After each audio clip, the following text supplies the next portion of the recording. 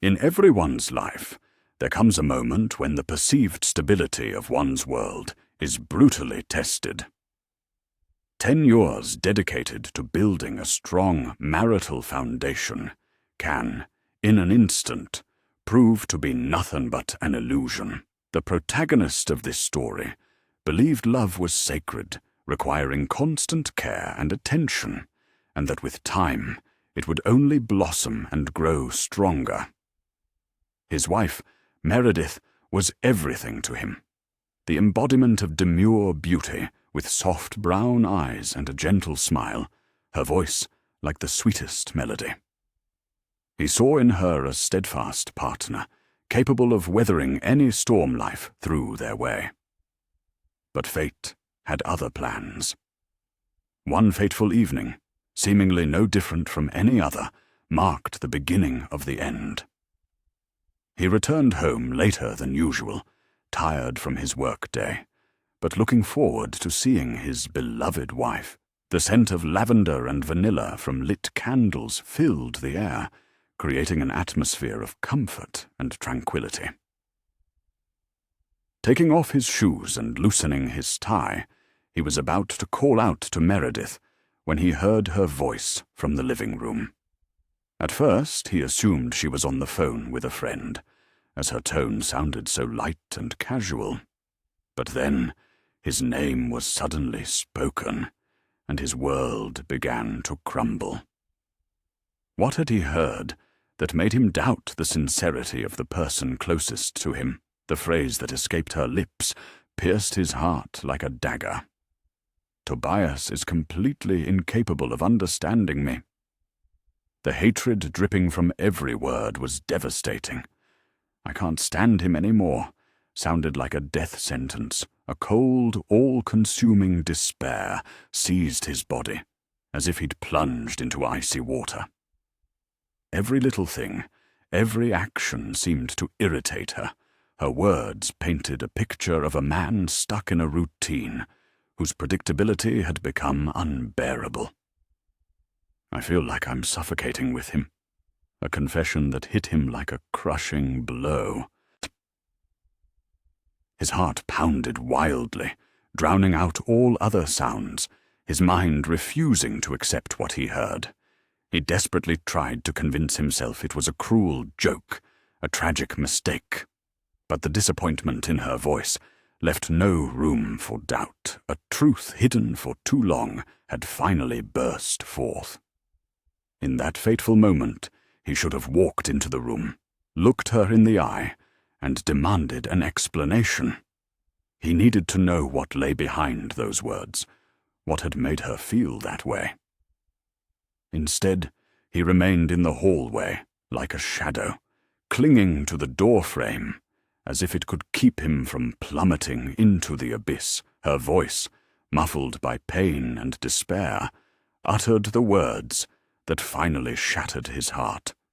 "I haven't loved him for years. I don't know how to leave. He's convenient, reliable, but I don't want that reliability anymore."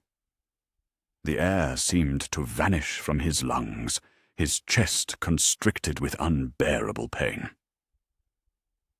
The woman to whom he had given his heart, to whom he had dedicated 10 years of his life, saw him only as a burden, a cage from which she desperately longed to escape.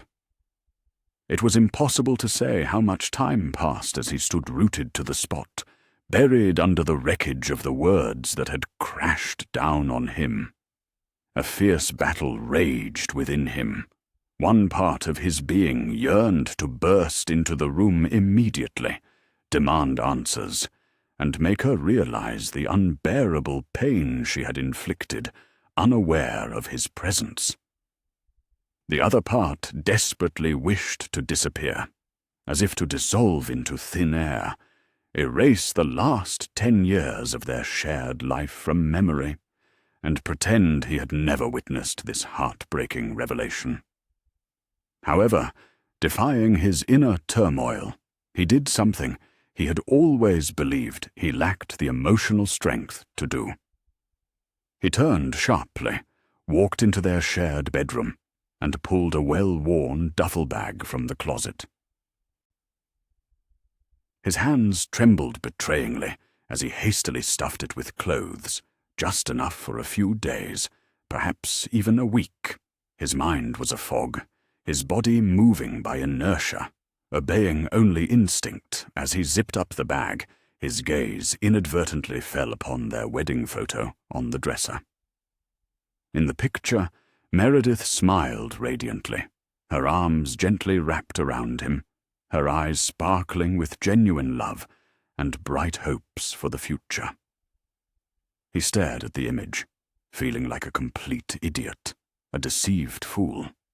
Had it all been a carefully orchestrated act? Had she been waiting all this time for the right moment to break their union and leave? Gritting his teeth in fury, he tore his gaze from the photo, as if afraid of completely losing his mind. As he walked back down the hallway, he suddenly heard her clear laughter from the room, a light, carefree sound, as if she hadn't just ripped his heart from his chest. He paused at the threshold for a moment, clutching the duffel bag handle tightly before stepping into the room. Meredith was on the sofa, chatting animatedly on the phone, beaming a radiant smile at the person she was talking to. But the moment she noticed him standing in the doorway with the bag in his hand, her smile instantly vanished, as if it had never been there. "Tobias," her voice came, laced with clear confusion. She blinked in bewilderment, her face reflecting complete incomprehension. "What are you doing here?" He didn't answer immediately, intentionally prolonging the pause, watching carefully as she began to fidget nervously under his steady gaze. He wanted to capture that moment, the precise instant when the meaning of his overheard conversation would register with her, when the carefully constructed wall hiding her double life would collapse under the weight of the truth. And then he uttered the words that felt like the only right ones in the situation. "I hope you find what you're looking for. Meredith." Her lips parted slightly in silent astonishment, but no sound escaped them. He didn't wait for her reply. Turning sharply, he walked towards the front door and left, not knowing where to go or what awaited him. The only thing he was sure of was that he would no longer be merely a convenient option for anyone. The cold, biting night air stung his face as he stepped outside, but he barely felt it. His mind was consumed by chaos, and his heart pounded wildly, echoing loudly in his ears. He had no idea where he was going, but he knew he had to move, to get away from here. Getting into his car, he gripped the steering wheel in a death grip, his knuckles white with tension. A deep, ragged breath escaped his chest, but it brought him no relief whatsoever. Meredith's words echoed relentlessly in his mind, refusing to fade. "I haven't loved him for years. I don't know how to leave." He should have felt anger, rage, yet instead an unbearable emptiness consumed him, seeping deep into his bones and making him question everything he knew. 10 years of his life seemed to vanish in an instant. He had spent a decade loving a woman who saw him only as a convenient option, and the most horrifying part was that he had never once suspected anything was wrong. His gaze was fixed on the receding road, but the clarity of the image slipped away like a mirage. Going to friends was out of the question. Their social circle was shared with Meredith, and the prospect of explaining his sudden appearance in the middle of the night with a duffel bag was unappealing. His parents' home was in another state, and a hotel room would only intensify the reality of what was happening, something he was completely unprepared for. Yielding to impulse, He simply pressed the gas pedal. The deserted streets, illuminated by the ghostly glow of streetlights, cast ominous shadows on the asphalt. His fingers, clutching the steering wheel convulsively, seemed to be trying to hold on to a slipping reality, while his mind frantically replayed episodes of their life together, searching for signs of the impending catastrophe that he, in his blindness, had refused to notice. How her desire to touch him had gradually faded. How her sighs had become more frequent during his stories about his day. How she spent more and more time glued to her phone, exchanging mysterious smiles with an unseen conversationalist. Had she secretly wished for him to leave, the car turned into a deserted parking lot right by the water's edge, and heavy thoughts weighed on his chest. The steady roar of the surf reached his ears, its monotonous rhythm only emphasizing the chaos raging within him. Turning off the engine, he slumped his head onto the steering wheel. For the first time since hearing the words, he allowed himself to feel the full spectrum of emotions: betrayal, heartache, the humiliating realization of years of lies.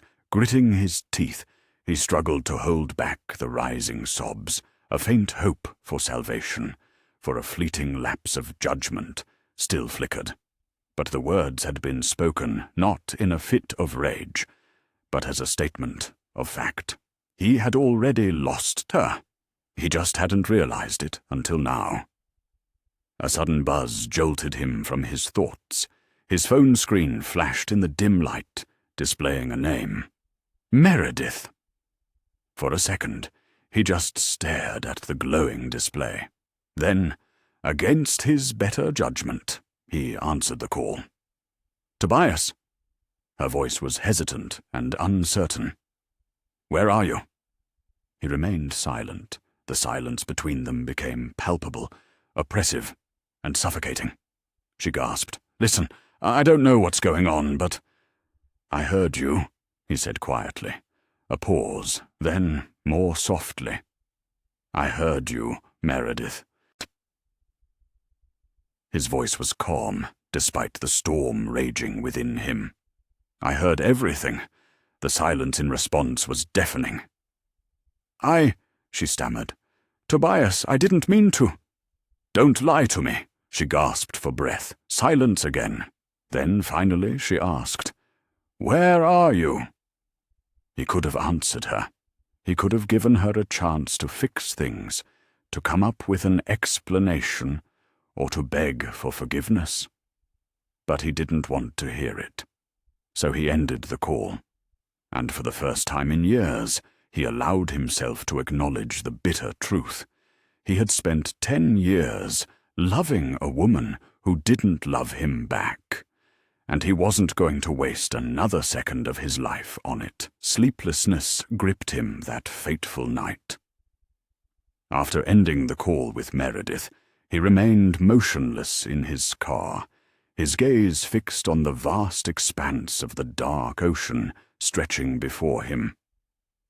The ocean waves, breaking relentlessly on the shore, seemed indifferent to the storm of emotions raging within him. His hands convulsively gripped the steering wheel, his fingers white with tension. His entire body was on edge, as if anticipating an inevitable blow, even though the collapse had already occurred. At some point, he instinctively checked his phone. The screen showed 8 missed calls and 3 text messages. The first message was brief and anxious. Meredith, where are you? The second message was more desperate. Meredith, Tobias, come home. We need to talk. The third message filled him with a nauseating sense of disgust. Meredith, you're being dramatic. Let's act like adults. Dramatic? He uttered with a bitter scoff, shaking his head. He had just overheard his wife confessing that he was unbearable to her, that she hadn't felt anything for him in years, And now he was the one being dramatic. She had reduced their entire shared life to something trivial and awkward, and now she wanted to talk as if it were just some minor misunderstanding. Overwhelmed with exhaustion, he tossed his phone carelessly onto the passenger seat and ran his hands over his face. Sleep wouldn't come. His body, spurred by adrenaline and the pain of loss, refused to yield. Fragments of memories, overlooked details, and warning signs he had chosen to ignore replayed endlessly in his mind. How could he have been so blind? Yet, through the veil of despair, a strange sense of numbness, even calm, began to emerge, as if the worst was already over, and now only acceptance of the inevitable remained. With the first rays of the rising sun, he started the engine again. The endless waiting was unbearable. The future remained hazy, but one thing was clear: there would be no returning to his old life. He set off, letting the road determine his direction, aiming to put distance between himself and the world that was no longer his. The deserted streets gradually filled with life. The city awoke, oblivious to the personal catastrophe that had unfolded within this man. Only the hunger that had gnawed at him for hours forced him to pull into the parking lot of a humble roadside diner. Normally, he would have driven past such a place. A dim neon sign, a half-empty parking lot, the smell of frying grease and cheap coffee. But now, he just needed a place to catch his breath, to process what had happened. Exhausted, he stepped inside and slumped onto a stool at the counter. Soon, a waitress appeared before him, a woman of mature age whose eyes betrayed a lifetime of hardship. Yet a welcoming smile touched her lips. Without a word, she filled a mug with aromatic coffee, as if she instinctively knew his need for a comforting drink. "Rough night?" she inquired kindly, raising an eyebrow slightly. He offered a weak chuckle in response. "You could say that," he murmured. Without pressing for details, the woman nodded understandingly, and, leaving a menu in front of him, walked away, giving him space to be alone with his thoughts. He was grateful for that. At that moment, the last thing he wanted was to pour his heart out to a stranger, when he couldn't even fully grasp his own feelings. For a long time, he stared at the menu, not really seeing it. The world around him seemed distant, as if he were watching it unfold on a screen. The voices of other patrons, the clinking of silverware, the muffled sound of an old radio playing an unfamiliar tune. It all seemed mundane, as if nothing had changed while his own world had been shattered just hours ago. At this very moment, he should have been home, waking up next to Meredith, making morning coffee, and starting another unremarkable day. But instead, he sat here, in a humble diner, trying to figure out how to piece his life back together, not knowing where to begin. Suddenly, his phone vibrated again, breaking the silence. The screen displayed a message from Meredith, full of pleading. "Tobias, please, give me a chance to explain." Explain what, exactly? Years of pretense, false words of love uttered with cold calculation, waiting for the right moment to betray him, cowardly postponing it for the sake of comfort. Rage boiled in his chest, and he shoved the phone back into his pocket as if it were a burning coal. There was no desire to listen to pathetic excuses, not now, and perhaps not ever. For the first time in years, an urgent need arose to focus on himself, on his own desires and needs. However, where to begin this journey to himself remained utterly unclear. Time seemed to stand still within the walls of that cheap diner. The cooled coffee became a symbol of his frozen thoughts, swirling chaotically in his head. The heavy burden of yesterday's events weighed on his chest, but a gradual numbness smoothed the sharp edges of pain. The expected emotional outburst didn't come. Only an all-consuming emptiness filled his soul. At some point, the waitress reappeared, her sympathetic gaze lingering on him longer than usual. Without asking any questions, she silently refilled his empty cup. "You look like you need something hot and filling," she said, offering salvation in the form of simple comforts. "Pancakes or eggs?" The words roused him from his stupor. "Pancakes," he replied listlessly. The waitress nodded, made a note on her pad, and walked away, leaving Tobias alone with his reflection in the window. Disheveled hair, a crumpled shirt, tired eyes. A stranger stared back. His own reflection evoked only alienation. The diner's front door chimed softly, announcing a new arrival, but Tobias didn't stir. His gaze was fixed on the morning sky, where the sun was steadily climbing higher. Suddenly, a familiar voice broke the silence, sending a chill down his spine. "Tobias." He slowly turned, mentally bracing himself for an unpleasant conversation. Meredith stood in the doorway, arms crossed. Her hair was slightly disheveled, as if she had left home in a hurry. Her face showed a complex mix of frustration and desperation. For a moment, silence reigned. It felt as if the entire diner had paused, awaiting the unfolding drama. Tobias took a deep breath, tightening his grip on the coffee mug. "How did you find me?" Meredith took an uncertain step forward. "You always go somewhere far away when you're upset. I thought I'd find you in a quiet place." She glanced around the room, her lips pressed tightly together. "Though, I admit, a diner is unexpected." Tobias remained silent. Meredith sighed and shifted her weight from one foot to the other, as if gathering her thoughts. "You disappeared, Tobias. I woke up, and you just weren't there." "I didn't disappear," he replied calmly. "I left." She flinched at his words.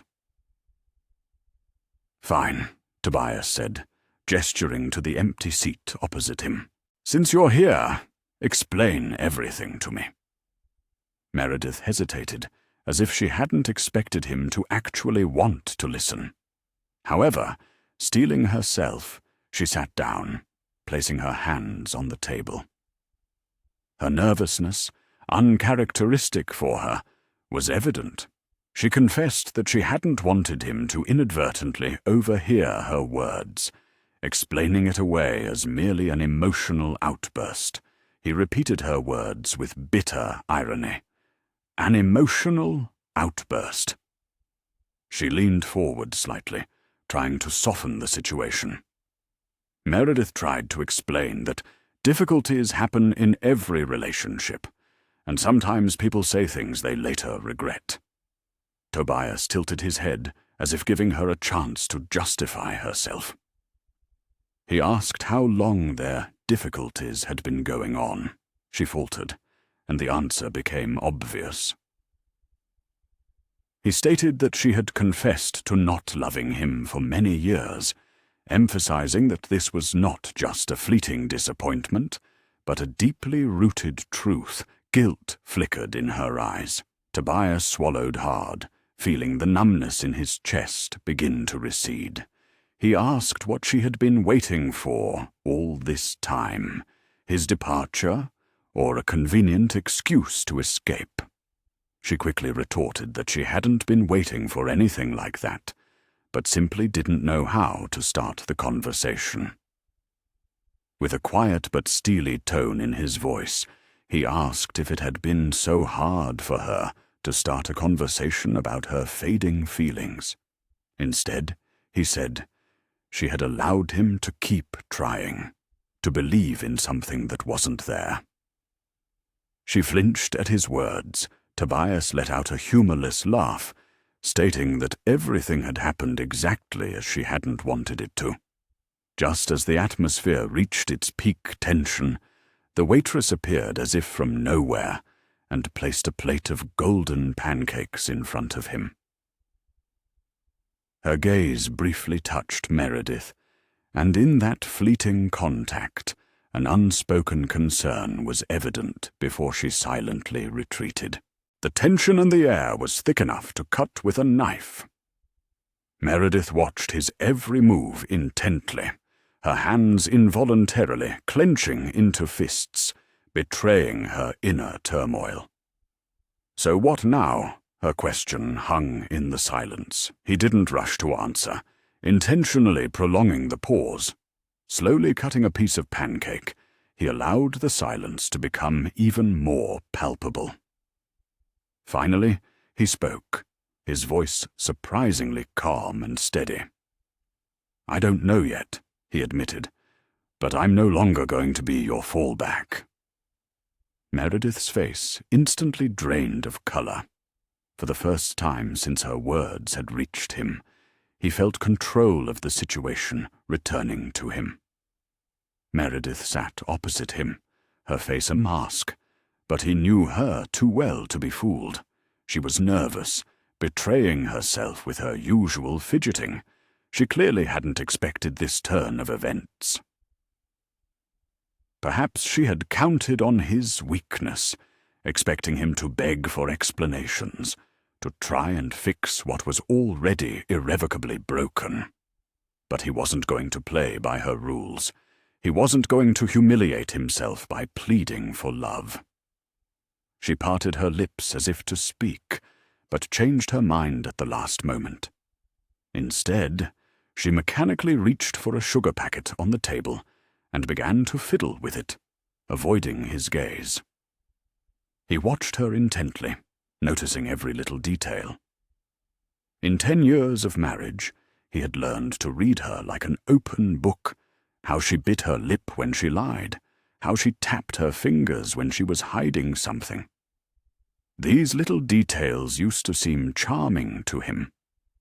Now, he felt only bitterness at the realization of how well he still knew her. Meredith let out a relieved sigh, her shoulders slumping under the burden of her confession. She stated that she wasn't proud of her words, but insisted her intentions hadn't been to hurt Tobias. In response, Tobias slowly took a bite of his food, barely tasting it, and questioned her true motives. Meredith frowned and fidgeted in her seat, confessing to a feeling of stagnation, as if she had woken up one day and realized she was no longer the woman Tobias had once committed his life to.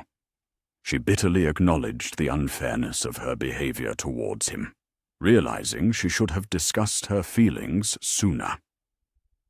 However, she accused Tobias of failing to notice the signs of her emotional state, of his habit of assuming everything was fine. Tobias countered, pointing out that Meredith herself had allowed him to think that way. She flinched at his words, but didn't deny their truth.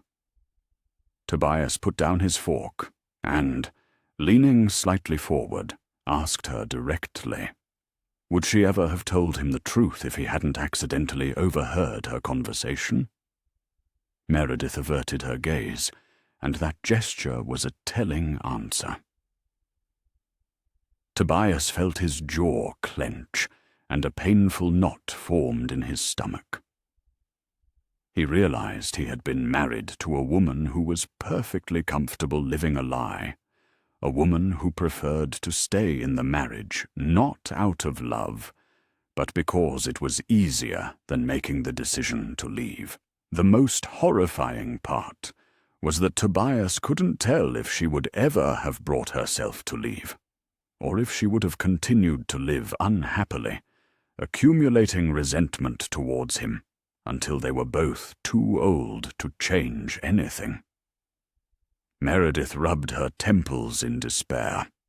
She said she didn't know what he wanted from her, Tobias exhaled and leaned back in his chair, stating that this was precisely the whole problem.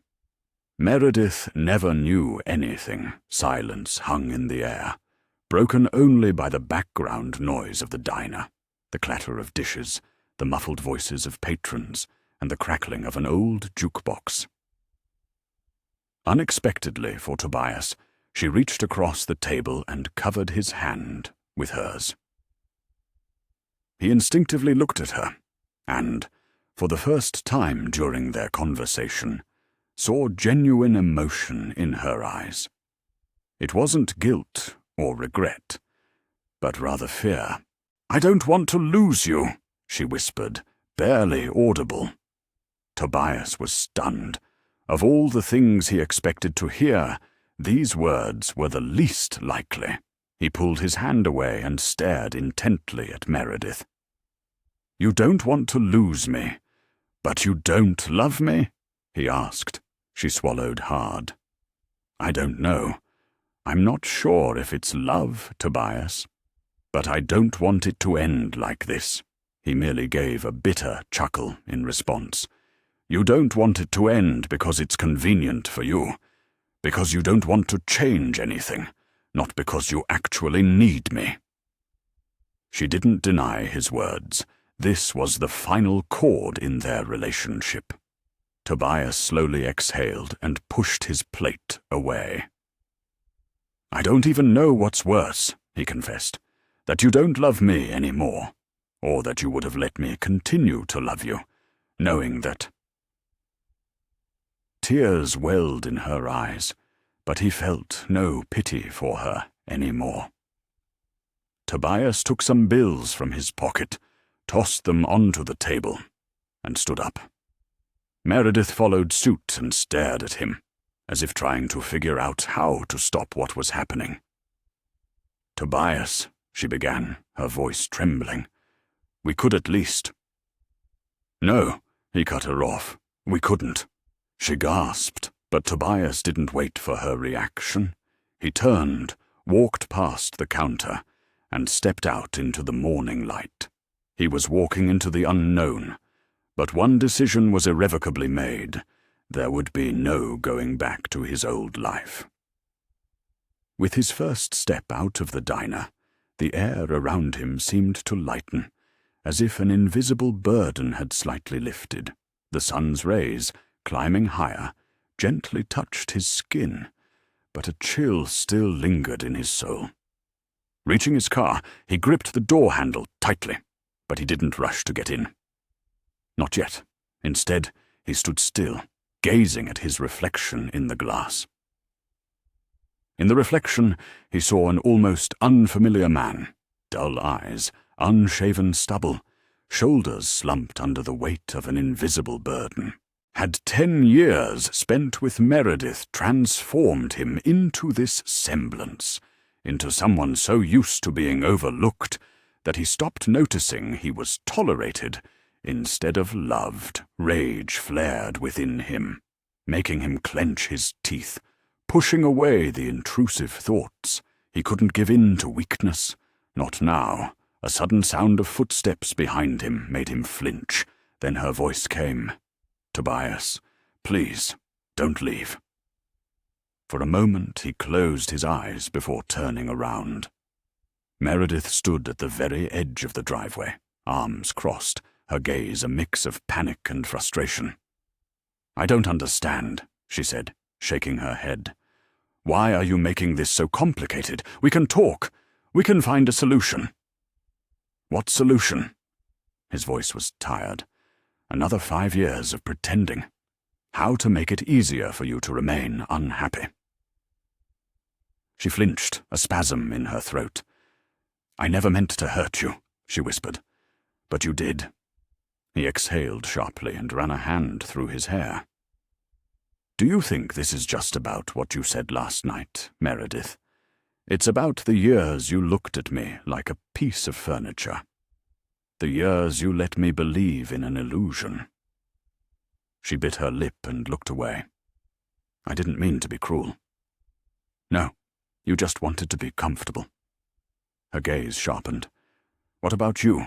Do you think you were a perfect husband, that only I was unhappy?" He let out a bitter chuckle. "No, but at least I didn't lie to you." The words hit her with the force of a slap, eliciting an instant reaction.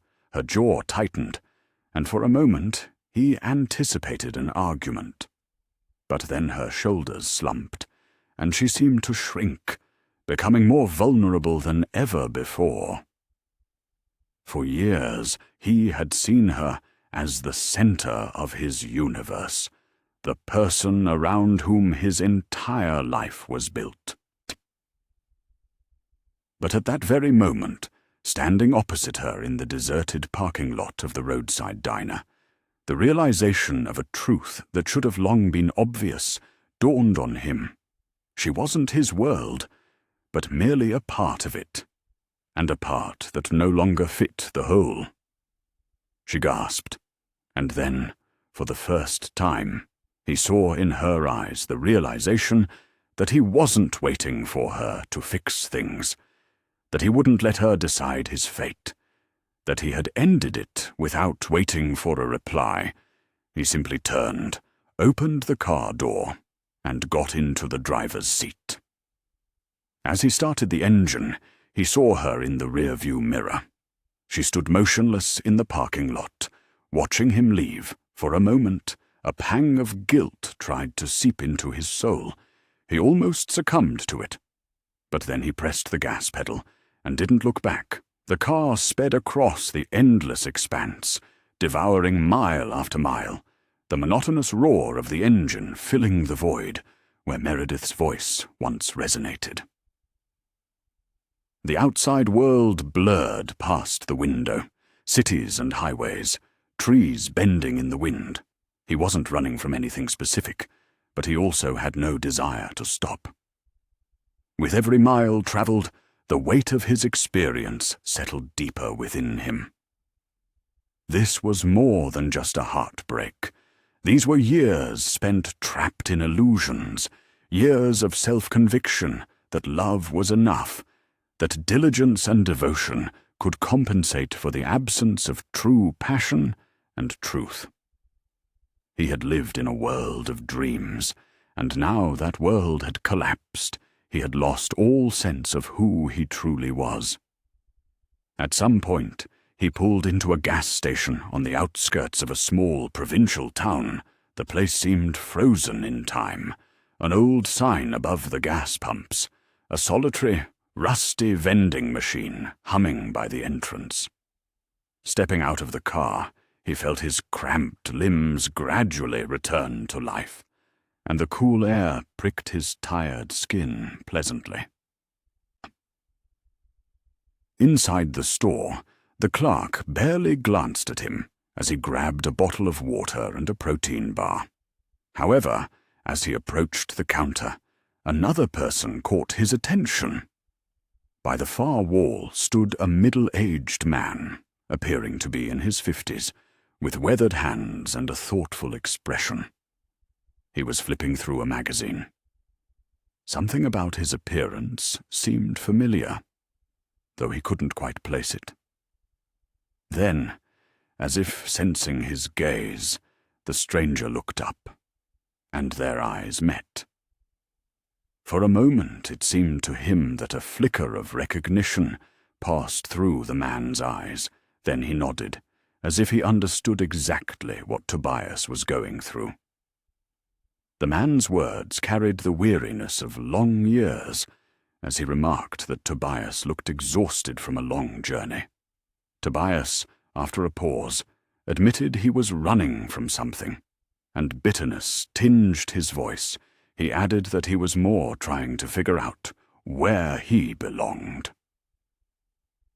The older man put down his magazine, and leaning on the counter, uttered a wise phrase, that the essence of leaving often lies in not knowing the final destination, and that is the beauty of the journey. These words struck Tobias more deeply than he expected. After paying, he went outside, and the old man's words continued to resonate in his mind. He hadn't looked at the situation from that angle. He had been consumed by his losses, failing to see the opportunities unfolding before him. Back in the car, Tobias gripped the steering wheel and fixed his gaze on the road. For the first time in years, he didn't have to report to anyone. He didn't have to play the role of the man who was always home on time, who worried about dinner, and who put Meredith's needs above his own. For the first time in many years, he felt free. The thought was both terrifying and liberating. He took out his phone and scrolled past Meredith's unanswered messages. Instead, he opened his contacts and stopped at a name he hadn't thought of in a long time. Lucas, his brother. In recent years, they hadn't kept in close touch, as life, work, marriage, and distance had separated them. But if anyone could understand him, it was Lucas. Gathering his courage, Tobias pressed the call button. After 2 rings, Lucas answered. His voice was thick with sleep, as if he'd been woken up. Then, realizing the time, he cleared his throat and said, as if it had been an eternity, "Tobias, what happened?" Tobias hesitated before admitting, "No, nothing's okay, but I think I'm ready to find out what that means." Lucas preferred to listen carefully, without barraging the other person with questions. Tobias didn't rush to reveal everything, feeling an inner unreadiness. However, what he shared was enough for Lucas to utter a phrase that felt like a revelation. "You know, you don't have to go through all this alone." For the first time in several agonizing days, Tobias was able to breathe freely. Lucas offered him temporary refuge in his home, without burdening him with any obligations or expectations. It was simply a place to catch his breath and gather his thoughts before the ruins of his old life could be sorted through. And for the first time since leaving the house, he had come to resent. Tobias agreed to an offer that had nothing to do with Meredith. The drive to Lucas's house passed in an agonizing anticipation of a phone call. He feared Meredith would make another desperate attempt to get him back, but the call never came. Perhaps she had finally accepted that he wasn't coming back. By the time he arrived at Lucas's house, the sun was already setting. His host was waiting outside, leaning against his pickup truck. He stood with his arms crossed, as if he'd been there for an eternity. When Tobias got out of the car, Lucas didn't say a word. He simply scrutinized him, noting the weariness that he knew was etched on his guest's face. Then he gave a short nod and said, "Good to see you, brother." Something painful constricted in Tobias's chest at those words. Lucas didn't ask if he was okay. He didn't expect false optimism or a forced smile. He just knew.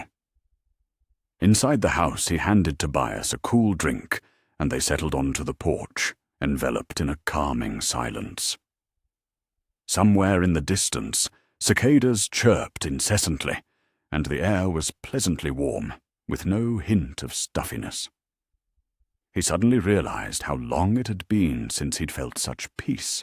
No tension, no pressure to change anything, no burden of others' expectations weighing him down. "Do you regret it?" Lucas finally broke the silence. Tobias slowly took a sip from his mug, pondering the question. Did he regret it? Did he regret leaving behind the life he had so diligently built, the woman he had once loved? "No," he replied after a pause. "I only regret not realizing it sooner. But leaving? No, I think it's the first truly important decision I've made for myself in a long time." Lucas nodded approvingly, as if he understood him completely. "Good," he said. And in that moment, Tobias truly believed it for the first time. He didn't have all the answers. He didn't know what lay ahead, But for the first time in years, the future didn't feel like a trap with no escape. It felt more like an open road stretching wide before him, and he was finally ready to see where it would lead.